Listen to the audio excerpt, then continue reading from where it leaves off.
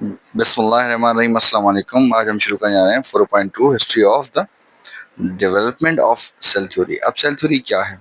अगर हम बात करें एंशिएंट ग्रीक की सबसे पहले नाम जो आता है फादर ऑफ ज़ूलॉजी यानी कि एरिस्टोटल का आता है।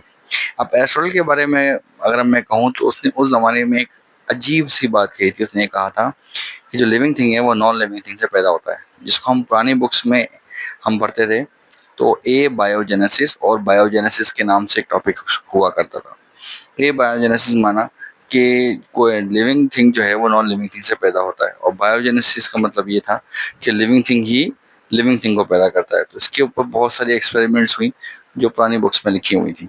ठीक है जी। तो इसका मतलब ये है कि आपकी नई बुक ये कह रही है कि भाई वो एस्ट्रोनॉमर ये कहता था कि एनिमल और प्लांट जो है ना दोनों एक दूसरे के साथ रिलेट करते हैं, और कोई एक खास फंडामेंटल चीज़ है जिस जो उनको बनाने में हेल्प करती है। ठीक है जी। 17वीं सेंचुरी में जब माइक्रोस्कोप इजाद हुआ तो लोगों ने देखा कि एक चीज़ है जिसको सेल कहा जाता है, और वही एक बुनियाद है, हमारे फंडामेंटल यूनिट है। ठीक है जी। हम आगे बढ़ जाते हैं तो एक हिस्ट्री सी लिखी हुई है, इसमें मुख्तलिफ साइंटिस्ट ने अपना कंट्रीब्यूशन दिया है।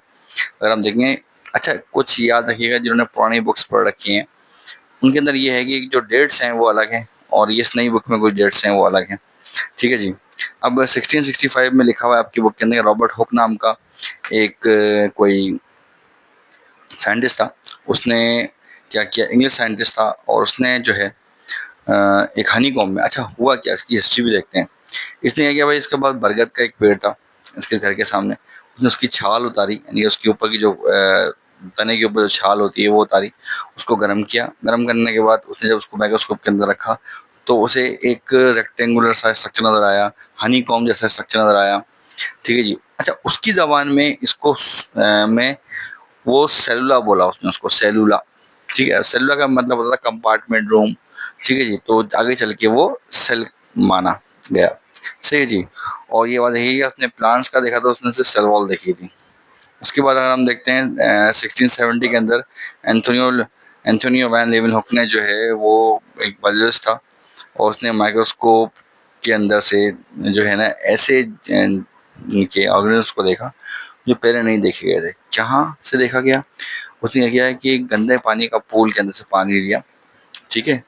और उस पूल के पानी में उसने देखा कि हशरातुल अर्ज़ उसे नजर आए।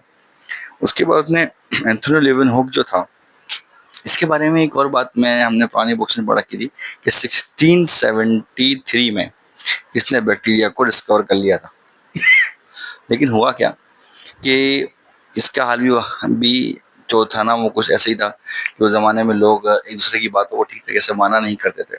तो हुआ क्या कि इस बेचारे ने भी जो है ना, जो रॉयल सोसाइटी ऑफ लंदन है उसको ख़त लिखे, और 1677 तक जो है ना ये लिखता रहा। और उसका फर्स्ट जो है वो आर्टिकल बैक्टीरिया के हवाले से जो पब्लिश हुआ वो 1677 में हुआ, जो हमने पुरानी बुक्स में लिखा हुआ पढ़ा है। लेकिन अब इसमें लिखा हुआ है कि भाई उसने 1683 के अंदर जो है मिनिएचर को देखा, रॉयल सोसाइटी ऑफ लंदन को उसने बताया, और उसने ये भी बताया कि कुछ ऐसे जानदार भी हैं जो बहुत छोटे हैं और नजर नहीं आते, इसमें प्रोटोजोआ और बैक्टीरिया शामिल है। ठीक है जी। उसके बाद 1833 के अंदर रॉबर्ट ब्राउन ने न्यूक्लियस को डिस्कवर किया। ठीक है, ये लिखा हुआ है, न्यूक्लियस को डिस्कवर किया उसने प्लांट्स में और एनिमल सेल में, दोनों में ही उसको मिल गया। लेकिन जैसे वो एक बॉटनिस्ट था तो उसने प्लांट सेल में डिस्कवर किया। ठीक है जी।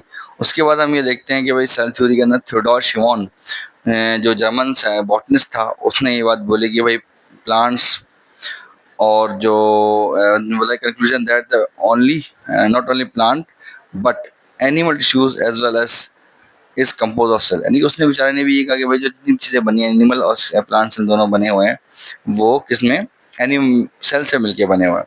उसके बाद बात हुई हमारी 1839 के अंदर। हम ये देखते हैं कि भाई ये उसने बताया कि डिबेट एंड वीक एनिमल और प्लांट जो फंडामेंटल यूनिट जो है वो हमारा क्या है, सेल है। ठीक है जी। लेकिन एक अजीब सी बात थी कि लोग उसे कहते थे कि वो डीनोवो स्ट्रक्चर है। डीनोवो स्ट्रक्चर मतलब तो खुद ब खुद पैदा हो जाने वाला, लेकिन ऐसा नहीं है। ठीक है। मैं आप देखें आपकी बुक ये कह रही है कि he also pull together and organise the previous statement on cell into a one theory. उसने बोला कि भाई cells are organism and all organism consist of one or more sales, यानी कि सेल्स क्या है, ऑर्गेनिजम्स के सेल होते हैं, और जितने भी ऑर्गेनिजम्स हैं वो एक सेल पे या बहुत सारे सेल्स पे उनकी बॉडी होती है। और ये भी बताया गया cell is the basic structural and functional unit of all organism. देखें, ये बात हमारी सच हो गई कि भाई जो सेल है वो क्या है, basic structural and functional unit है किसी भी से ऑर्गेनिज्म का। उसके बाद हम बात करें when ever does like come from, एक बात है वॉन रियल लेकर थे, उन्होंने बताया कि भाई discover that sperm and eggs are also the cell. अब ये जो बंदे थे इन्होंने बोला कि भाई ये बात सच है कि जितने दुनिया में सेल तो ठीक है, लेकिन जो स्पर्म है और जो एग है वो भी एक सेल है। उन्होंने ये डिस्कवर किया। उसके बाद कार्ल हेनरिक ब्राउन है, उन्होंने भी यही कहा कि भाई जो सेल थ्योरी है वो रिकॉल किया cells the basic unit of life. उन्होंने भी भाई यही कहा कि नहीं भाई मैंने भी एक्सपेरिमेंट किया और उसमें पता चला कि भाई जो सेल है वो भी basic basic structural functional unit है इसका जिंदगी का। अच्छा जी, उसके बाद एक जो हमारे पास 1855 के अंदर रुडोल्फ वरीको, अच्छा कुछ लोगों ने वर्षू भी कहते हैं, सही है ना, तो ये प्रोनाउंसिएशन का फर्क है। जर्मन जो है वो फिजियोलॉजिस्ट थे, उन्होंने बोला कि नहीं भाई जो सेल है वो डीनोवो स्ट्रक्चर नहीं है। सेल जो है वो डीनोवो स्ट्रक्चर नहीं है। डीनोवो मतलब खुद ब खुद नहीं बन गया, ये पुराने सेल से डिवाइड होके नया सेल बनते हैं। ठीक है जी, इन्होंने बताया। उसके बाद लोएस पॉस्चर आ गया हमारे पास। लोएस पॉस्चर जो है वो 1862 के अंदर आया। उन्होंने बोला कि नहीं भाई फ्रेंच बायोलॉजिस्ट थे और ये और माइक्रोबायोलॉजिस्ट भी थे। अच्छा, इनका बड़ा नाम है भाई लोएस पॉस्चर का। Provide the experiment proof of this idea, और उन्होंने इस आइडिया को बताया कि हाँ भाई सेल जो है वो डीनोवो स्ट्रक्चर नहीं है। ठीक है जी, उसके बाद आपकी सेल थ्योरी आ जाएगी जो हम नेक्स्ट में पढ़ेंगे। ठीक है।